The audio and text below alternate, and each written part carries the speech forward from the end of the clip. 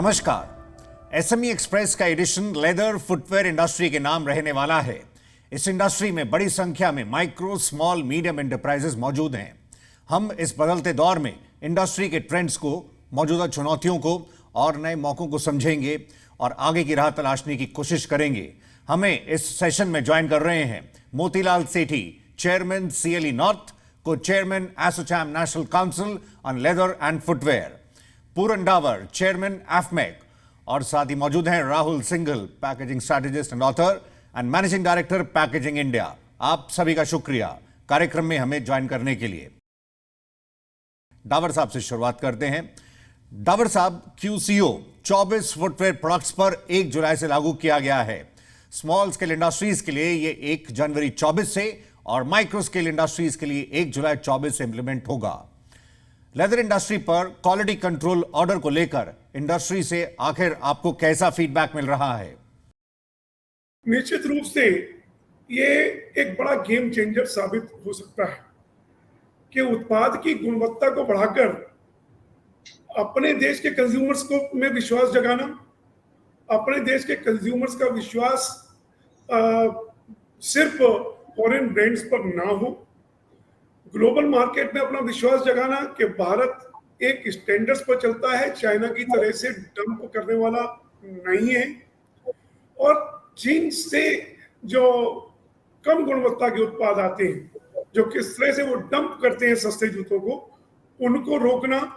सरकार एक तीर से कई निशाने इसमें साध रही है और एक गुणवत्ता में अपना विश्वास जागृत कर ग्लोबल मार्केट में जो FTA जो सरकार कर रही है इस समय, फ्री ट्रेड एग्रीमेंट, मुक्त व्यापार की जो संधियां लगातार बहुत सारे देशों के साथ में हो रही है, निश्चित रूप से उनमें भी बहुत अधिक सहायता इसमें मिलेगी।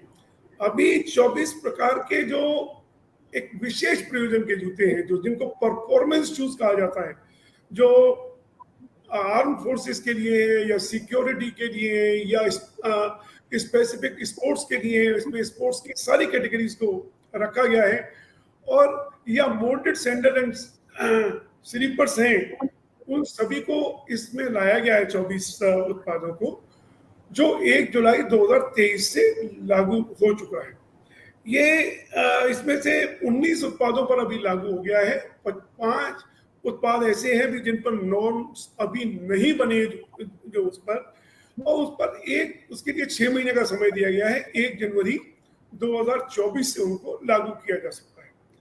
अभी तक ये इसमें सिर्फ परफॉर्मेंस शूज हैं, आम रोजमर्रा के जूते इसमें अभी इस दायरे में नहीं रखे गए हैं, और परफॉर्मेंस शूज पर क्वालिटी होना बहुत आवश्यक है।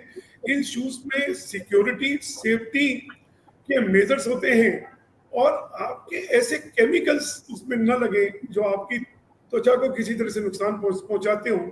ऐसे विभिन्न टेस्ट जो एक्सपोर्ट क्वालिटी में किए जाते हैं वो इसमें रहेंगे। अभी तक जो लिया गया है, इसमें 50 करोड़ तक से ऊपर की यूनिट्स हैं, उनको लिया गया है।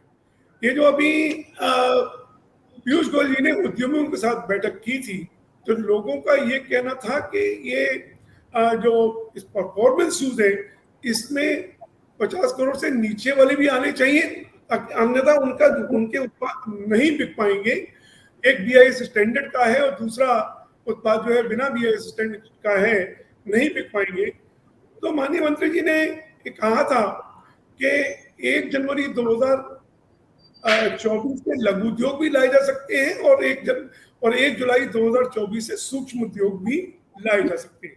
तो इसलिए सरकार से एक आग्रह है कि इसमें स्पष्टता लाए, और समय रहते एक प्रेस के माध्यम से, हालांकि अभी कोई किसी तरह का इस पर नोटिफिकेशन जारी नहीं हुआ है, पैनिक होने की आवश्यकता नहीं है, लेकिन अभी जितने रिटेलर्स हैं और ऑर्गेनाइज्ड रिटेलर्स हैं, उन्होंने जूतों को खरीदना बंद कर दिया है, और ये बताना शुरू कर दिया है कि जब तक BIS का आप मार्कर नहीं लेंगे तब तक हम नहीं लेंगे। उनको ये स्पष्ट होना चाहिए कि रोजमर्रा के जूतों पर ये नहीं है, इस तरह का पैनिक क्रिएट ना करें। क्वालिटी कंट्रोल ऑर्डर पर राय लेने के बाद अब हम सेठी साहब का रुख करते हैं। जिस तरह सेठी साहब इंडस्ट्री की तरफ से 2030 तक $47 बिलियन का टारगेट रखा गया है, इसमें एक्सपोर्ट्स $13.7 बिलियन और घरेलू मार्केट का लक्ष्य करीब $33.4 बिलियन रखा गया है। ग्लोबल उठापटक के बीच क्या इन टारगेट्स को रीविजिट करने की जरूरत है? आप क्या कहते हैं? लेदर इंडस्ट्री इंडिया की एक प्रिमिटिव वेल एक्नॉलेज इंडस्ट्री है। दुनिया का हर बाजार इंडिया की लेदर इंडस्ट्री को सराहना करता है और मैं आपसे सबसे पहले ये कहना चाहूँगा और कॉम्प्लीमेंट देना चाहूँगा कि MSMEs जो कि इसमें 90% जो हमारा सेक्टर है वो MSME है, लेकिन जैसा कि आप कंसर्न देख रहे हैं मर्चेंडाइज एक्सपोर्ट्स के ऊपर ग्लोबल टर्मोइल्स काफ़ी चल रहे हैं और लास्ट 3 महीने का एक्सपोर्ट्स के जो फिगर्स हैं वो इतने इनकरेजिंग नहीं है। सो इसके बेसिस के ऊपर ही हम लोग इंडस्ट्री के साथ मिलके काफ़ी योजनाएं बना रहे हैं। सरकार भी बहुत प्रोएक्टिव है, आप आए दिन देख रहे होंगे कॉमर्स मिनिस्ट्री की स्टेटमेंट्स, मिनिस्टर जो रिव्यू स्टेटमेंट्स लेते हैं, मीटिंग्स लेते हैं, उनमें जानकारी लेना चाह रहे हैं कि किस तरीके से कर रहे हैं। सो गवर्नमेंट ने हम लोगों को काफ़ी स्कीम्स भी दी हैं और जो आज की इंडस्ट्री का उसका एक हमें टारगेट दिया है by 2030 we have to achieve $47 billion, जिसमें कि domestic will be 33.4 billion and 13.7 billion. इन सब के करने के लिए बहुत सारी योजनाएं, बहुत सारी कर्मठ चीजें दिख रही हैं। ग्लोबल फैक्ट्री की तो बात चल ही रही है और जैसा कि आप लोगों ने अभी फिलहाल में ही देखा होगा प्रधानमंत्री जी का जो दौरा अमेरिका में हुआ है, इंडिया के लिए दुनिया के बड़ी बड़ी मार्केट्स जो हैं आज प्रोत्साहित हैं। आज इंडिया का नंबर है, ग्लोबल फैक्ट्री की जो बात कर रहे हैं वो हो सकती है, लेकिन market development, business ecosystem, R&D infrastructure development, sustainability, इन सब पहलुओं के ऊपर इस $47 बिलियन का जो डॉक्यूमेंट हम लोगों ने तैयार किया है उसके ऊपर हम लोग चर्चा भी कर रहे हैं, इम्प्लीमेंटेशन भी कर रहे हैं और सेक्टर को ऑर्गेनाइज भी कर रहे हैं। फॉर एग्जाम्पल डोमेस्टिक मार्केट में भी इंडिया का बहुत बड़ा रोल है, फ्यूचर बहुत अच्छा है और एक्सपोर्ट मार्केट में जो हमारा शेयर 3% के करीब है उसमें बहुत बड़ा अभी स्कोप है। सो इनके लिए मेगा लेदर क्लस्टर्स बन रहे हैं, गवर्नमेंट की पॉलिसीज बन रही हैं। अभी फिलहाल में ही हमने 500 एकड़ का एक रोहतक के अंदर नॉन लेदर फुटवेयर का क्लस्टर बनाया है जहाँ पे स्किल डेवलपमेंट हो रही है, ट्रेनिंग हो रही है कि किस तरीके से अगर प्रो इंडिया सेंटीमेंट्स हैं उनको एनकैश कैसे किया जा सके। इसलिए जो कि टारगेट नामुमकिन नहीं है, हमें CAGR 6-7% की ग्रोथ चाहिए पर एनम और कई सेक्टर में थोड़ी ज्यादा ग्रोथ चाहिए जो कि पॉसिबल है। जिस तरीके की सरकार का प्रोत्साहन चल रहा है, हैंड होल्डिंग चल रही है, करंट रिव्यूज चल रहे हैं, उससे हमें पूरा विश्वास है कि हम लोग इस टारगेट को अचीव कर पाएंगे। सेठी साहब, FTAs पर जिस तरह से आगे बढ़ा जा रहा है इससे एक्सपोर्ट्स को, मार्केट शेयर को बढ़ाने में कितना सपोर्ट मिलेगा, आपका क्या मानना है? FTAs जो गवर्नमेंट कर रही है प्रोएक्टिवली, अभी recently I was also in this Dubai FTA जो किया है हम लोगों ने, एंड ऑस्ट्रेलिया से किया है, कुछ और कंट्रीज की भी लाइनअप है, UK से हो रहा है। इससे काफी हद तक इंपोर्ट एंड एक्सपोर्ट्स दोनों में काफी इंडिया को फायदा हो सकता है। सो FTA मार्केट में जब हम प्रोडक्ट्स को एक्सपोर्ट करते हैं तो वो इंपोर्टिंग कंट्री जो है उसको ड्यूटी फ्री ले सकती है और वहां से जो हम लोग माल इंपोर्ट करते हैं वो हम लोग ड्यूटी फ्री लेकर आ सकते हैं। इससे बायलैटरल ट्रेड तो बढ़ेगा ही बढ़ेगा, लेकिन इकोनॉमीज ऑफ स्केल और सर्टेन मार्केट्स के अंदर जहां हमारी प्रेजेंस नहीं है वहां हम लोग अपनी प्रेजेंस को क्रिएट कर सकते हैं, बिकॉज FTA के माध्यम से जो ड्यूटी स्ट्रक्चर्स हैं वो इस तरीके से क्रिएट किए गए हैं कि जिससे कि काफी इंडियन मैन्युफैक्चरिंग इंडस्ट्री को प्रोत्साहन हो सकता है।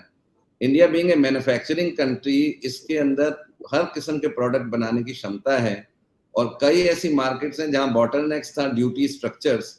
FTA के माध्यम से वो ड्यूटीज जो है ऑफ होने से India will stand to gain, because हमारे प्रोडक्ट्स जो हैं वो इजीली इंटरनेशनल मार्केट्स की FTA कंट्रीज में खास तौर पे इजी एक्सेस होगा, मोर कॉम्पिटिटिव होगा और इसके साथ ही हम बेस्ट रॉ मटेरियल्स को भी ड्यूटी फ्री लाकर उनकी प्रोडक्शन कर प्रोडक्ट्स को बना सकते हैं। दावर साहब, इन नए मौकों के लिए कई मोर्चों पर काम करना होगा और उसी में से एक अहम पहलू है अतिरिक्त कैपेसिटी। आप एग्री करते हैं? देखिए, capacity building is absolutely the key. भले ही आज की डेट में मंदी नजर आ रही हो वैश्विक बाजार में, चाहे वो यूक्रेन और रशिया वार का हो या जिस तरह से कोविड के बाद में परिस्थितियां बनी हैं, लेकिन ये मान करके चलना चाहिए आने वाला समय भारत का समय है और उसके लिए हमको तैयार रहना ही होगा। पूरे विश्व के लिए ग्लोबल फैक्ट्री बनना ही है। और भारत में बहुत बड़ी मार्केट, हमारे अपने देश में बहुत बड़ी मार्केट है। हमारी जीडीपी भी बढ़ रही है और चाइना से जिस तरह का सस्ता जूता आयात हो रहा था वो आने वाले समय में निश्चित रूप से बंद होने वाला है। लोग लोकल पर वोकल होने की बात कर रहे हैं और सेंटिमेंट्स भी हैं कि देश के अपने उत्पाद पर निर्भर आ जाए। तो अवश्य ये बहुत आवश्यक है कि हम अपनी कैपेसिटी बिल्डिंग की देखें। राहुल जी, इंडस्ट्री लीडर्स ने मौजूदा माहौल पर, इस सिनेरियो पर अपने विचार रखे हैं। हम चाहेंगे कि आप इस डिजिटल दौर में एसएमईज को ब्रांडिंग के बारे में बता सकें। इस पर कैसे आगे बढ़ना होगा? मैं ये बोलना चाहूंगा कि फुटवेयर इंडस्ट्री के अंदर, लेदर फुटवेयर इंडस्ट्री के अंदर कंपटीशन दिन ब दिन बढ़ता जा रहा है। इसके अंदर कोई दो राय नहीं है। आज एमएनसी ब्रांड्स जो हैं वो मार्केट के अंदर बहुत ज़्यादा स्ट्रॉन्ग पेनिट्रेशन कर गए हैं। उनकी जो ब्रांडिंग एंड मार्केटिंग स्ट्रेटजीज हैं वो हमारे देश के अंदर जो हमारा कोर है, जो हमारे विलेजेस है, वहाँ तक वो पहुँच गए हैं। आज हमारे एसएमईज को जब ब्रांड बनना है तो हमारे को भी हमारे विलेजेस तक और हमारे सिटीज तक बराबर हमारे को पहुंचा, ब्रांड बन के पहुंचना पड़ेगा।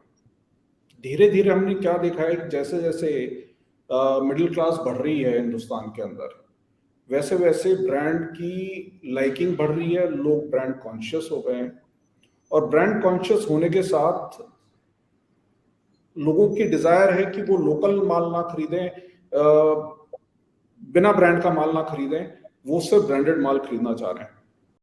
डिजिटल मार्केटिंग के अंदर कोई बहुत लंबी चौड़ी इन्वेस्टमेंट नहीं है। अपने आप को सही तरीके से मार्केट के अंदर प्रेजेंट करना। आज डिजिटल जमाना है, डिजिटल प्रेजेंस बनानी है हमारे को, एक रेलेवेंट ऑनलाइन प्लेटफॉर्म पे अपनी प्रेजेंस बनानी है, सोशल मीडिया के अंदर प्रेजेंस बनानी है। फेसबुक हो गया, इंस्टाग्राम हो गया। आज जमाना है इन्फ्लुएंसर्स का। आज कोई भी कस्टमर कोई भी प्रोडक्ट खरीदता है तो उसकी रेटिंग देखता है और उसके ऊपर टेस्टिमोनियल्स देखता है। उसको उसके जैसे लोग जब उसको ये बताते हैं कि उसने ये प्रोडक्ट खरीदा, पहना, तो कितना उसको अच्छा फायदा हुआ, तो वो उसको ज्यादा विश्वास करते हैं। और आज रेटिंग्स का तो क्या कहना है। सेठी साहब, आप नॉन लेदर फुटवेयर स्पेस में नई संभावनाओं को कैसे देख रहे हैं? Non leather footwear is in the industry, जो कि हम लोगों ने अभी 47 बिलियन टारगेट दिया है, उसमें the major component is going to come up from non leather footwear. इसका जो प्रोजेक्शंस हैं वो है 14% CAGR। Every year there has to be growth of around 14%। इसके बहुत से कारण हैं। नंबर 1, हमारा जो एक्सपोर्ट शेयर है नॉन लेदर फुटवेयर में is not even 0.5% of the global production. So बहुत बड़ा स्कोप है कि एक तो इंटरनेशनल शेयर को क्रिएट करना है, जिसके लिए इकोनॉमीज ऑफ स्केल तो चाहिए ही चाहिए, बड़ी बड़ी फैक्ट्रीज चाहिए, टेक्नोलॉजी चाहिए, और उस शेयर को बढ़ाना है। डोमेस्टिकली सेकंड पॉइंट इज कि there is a very very huge demand of non leather footwear in the domestic market. जैसा मैंने पहले भी कहा कि 2 पेयर से आज डिफरेंट यूटिलिटीज के शूज बन रहे हैं, डिफरेंट पर्पसेस के लिए शूज बन रहे हैं, और from 2 pair per person in India is likely to go to 3.5 or 3.8 pair in the next few years. So growth बहुत जबरदस्त है। नॉन लेदर फुटवेयर के ऊपर टेक्नोलॉजी लोग ला रहे हैं, एंड जैसे डावर साहब ने कहा कि स्टैंडर्डाइजेशन हो रही है। The government is really wanting कि चाहे जूता 400 रुपए का हो, चाहे 800 रुपए का हो, चाहे 4000 रुपए का हो, चाहे 40,000 रुपए का हो, it should have good standards. यहाँ फोरम्स में यही कहूंगा कि वो स्टैंडर्डाइजेशन के अंदर इंडस्ट्री को थोड़ा सा समय और लगेगा उसको स्टैंडर्ड्स को सेट करने के लिए। फिलहाल वक्त ब्रेक का है, हम जल्द लौटते हैं। आप देख रहे हैं एसएमई एक्सप्रेस।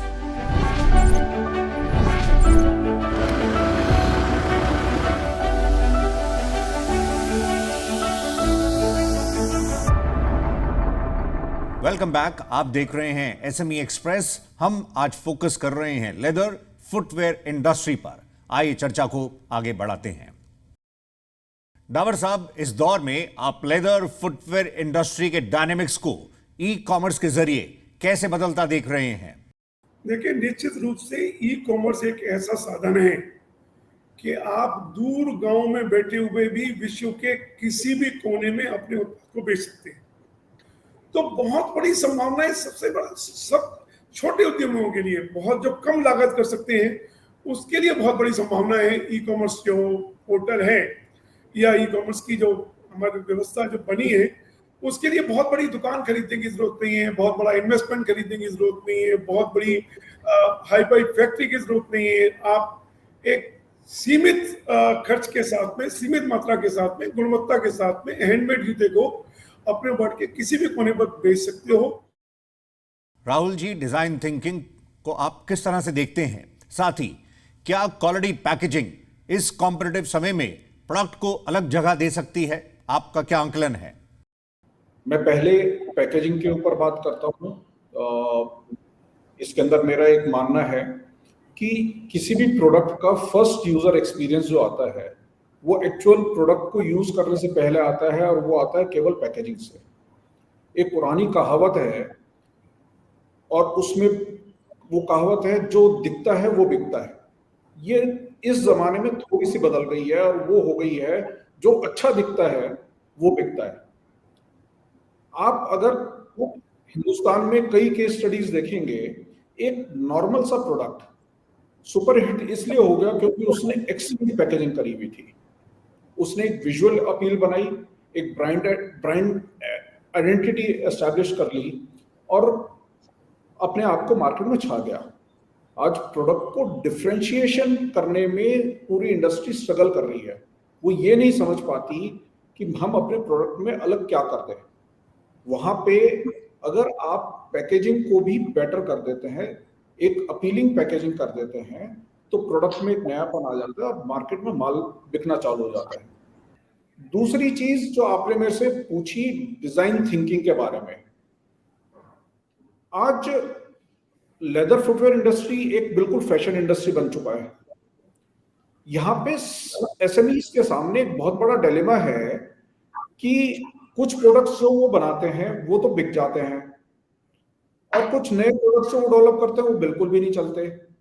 यहाँ पे रोल आ जाता है डिजाइन थिंकिंग का। डिजाइन थिंकिंग के अंदर दो पहलू हैं। पहला कि हम अपने प्रोडक्ट को कस्टमर की रिक्वायरमेंट के हिसाब से डिजाइन कर दें। दूसरा तरीका यह है कि हम एक बहुत अच्छा प्रोडक्ट बनाएं और उसको, उसकी एक नीड हम अपने कस्टमर के अंदर जनरेट करें। और जब कोई भी प्रोडक्ट कस्टमर की नीड को छूता है और उसकी नीड को पूरा करता है, उसकी प्रेफरेंसेस के हिसाब से बनता है, तो डिमांड जो है मार्केट में बनती जाती है और उसको फोर्स सेल नहीं करना पड़ता। इंपोर्टिंग कंट्री जो है उसको ड्यूटी फ्री ले सकती है और वहां से जो हम लोग माल इंपोर्ट करते हैं वो हम लोग ड्यूटी फ्री लेकर आ सकते हैं। इससे बायलैटरल ट्रेड तो बढ़ेगा ही बढ़ेगा, लेकिन इकोनॉमीज ऑफ स्केल और सर्टेन मार्केट्स के अंदर जहां हमारी प्रेजेंस नहीं है वहां हम लोग अपनी प्रेजेंस को क्रिएट कर सकते हैं। बिकॉज जैसे कि IDLS है, यूजर फ्रेंडली होना बहुत जरूरी है। गवर्नमेंट बहुत कुछ कर रही है MSMEs के लिए, लेकिन फिर भी कई चीजों में पॉलिसी मैटर्स के अंदर उतने सिंप्लीफिकेशन होना बहुत जरूरी है कि जिससे कोई भी कठिनाई, बिकॉज आज ग्लोबल सिनेरियो को देखते हुए और डोमेस्टिक कंपटीशन को देखते हुए एक MSME को बहुत सा काम करना पड़ता है अपनी इंडस्ट्री को सस्टेन करने के लिए।